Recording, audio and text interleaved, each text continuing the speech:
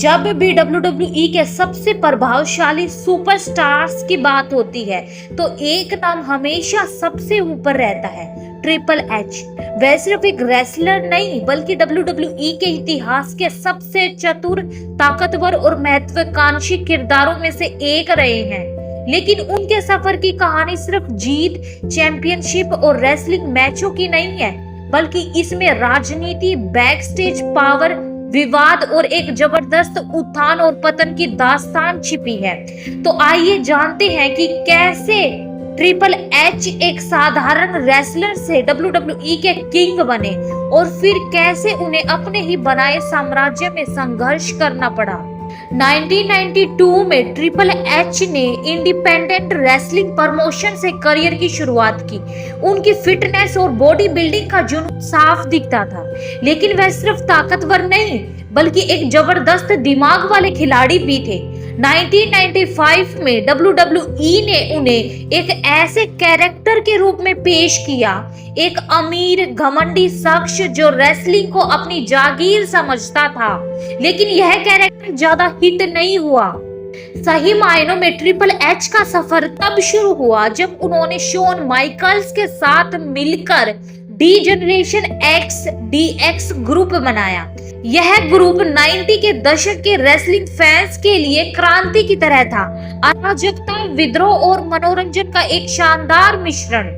DX की बदौलत triple H को पहचान मिली, लेकिन असली सफलता तब आई जब उन्होंने खुद को द गेम के रूप में स्थापित किया। 1999 से 2005 के बीच ट्रिपल एच WWE के सबसे बड़े हील विलन बन चुके थे। उनका कैरेक्टर ऐसा था जो सिर्फ ताकत से नहीं बल्कि चालाकी, राजनीति और माइंड गेम से अपने विरोधियों को मात देता था। वह सिर्फ रिंग में फाइट नहीं करते थे बल्कि बैक स्टेज भी खेलते थे। Stone cold Steve Austin, the rock, Undertaker और मिक फोली जैसे दिग्गजों के साथ उनके मैच WWE के इतिहास में सबसे बेहतरीन माने जाते थे। लेकिन यह दौर सिर्फ उनके इन रिंग करियर का नहीं था, बल्कि उनकी असली ताकत बैक स्टेज पॉलिटिक्स में भी बढ़ रही थी। 2000 में ट्रिपल एच ने विंस मैकमैन की बेटी स्टेफनी मैकमैन से शादी कर ली। इस शादी ने उनका करियर पूरी तरह बदल दिया। अब वे सिर्फ एक सुपरस्टार नहीं थे बल्कि WWE के मालिक के दामाद बन चुके थे। इसका मतलब था कि अब उन्हें सिर्फ टाइटल के लिए फाइट नहीं करनी थी, अब वह खुद WWE के भविष्य का हिस्सा बन चुके थे। इसके बाद कई बार आरोप लगे कि ट्रिपल एच अपनी राजनीतिक प्रभाव का इस्तेमाल करके खुद को चैंपियन बनाए रखते थे। कई फैंस को लगा कि उन्होंने गोल्डबर्ग और कर्ट एंगल जैसे सुपरस्टार्स को पीछे कर दिया।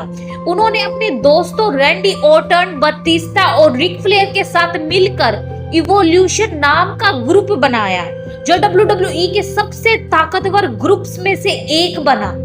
लेकिन ट्रिपल एच को हमेशा से एक बात पता थी, अगर आपको WWE में लंबे समय तक टॉप पर रहना है तो आपको सिर्फ इन रिंग परफॉर्मेंस नहीं बल्कि राजनीतिक और बैकस्टेज भी कंट्रोल करना आना चाहिए। 2000 के बाद ट्रिपल एच की इन रिंग परफॉर्मेंस धीरे धीरे कम होने लगी। 2011 में उन्होंने द अंडरटेकर के खिलाफ एक शानदार मैच लड़ा, लेकिन इसके बाद उनकी रेसलिंग कम हो गई। अब वे बैकस्टेज के बड़े अधिकारी बन चुके थे।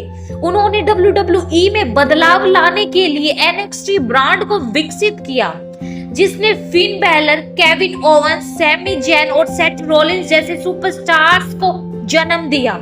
लेकिन 2021 में उनके करियर को एक बड़ा झटका लगा। अचानक खबर आई कि ट्रिपल एच को एक गंभीर हार्ट प्रॉब्लम हो गई है और उन्हें इमरजेंसी सर्जरी करानी पड़ी।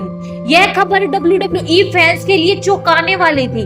इसके बाद उन्होंने आधिकारिक रूप से घोषणा कर दी कि अब वह कभी रेसलिंग नहीं करेंगे। लेकिन उनका संघर्ष यही खत्म नहीं हुआ।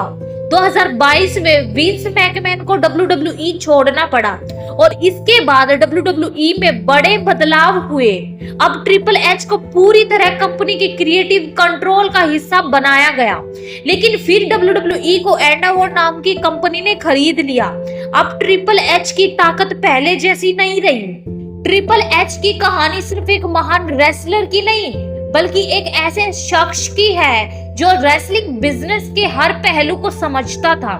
इन रिंग एक्शन, बैकस्टेज राजनीति और बिजनेस का खेल। उन्होंने खुद को WWE के इतिहास का सबसे ताकतवर व्यक्ति बनाया, लेकिन फिर समय, राजनीति और शरीर की सीमाओं ने उन्हें पीछे कर दिया। आज वह WWE के क्रिएटिव हेड के रूप में काम कर रहे हैं, लेकिन क्या वह फिर से कंपनी के सबसे ताकतवर व्यक्ति बन पाएंगे, या फिर यह कहानी हमें यह सिखाती कि कोई भी हमेशा के लिए टॉप पर नहीं रह सकता। ट्रिपल एच की यह कहानी हमें WWE के असली खेल को समझने का मौका देती है, जहां सिर्फ ताकत नहीं बल्कि माइंड गेम्स और पावर भी जरूरी होती है।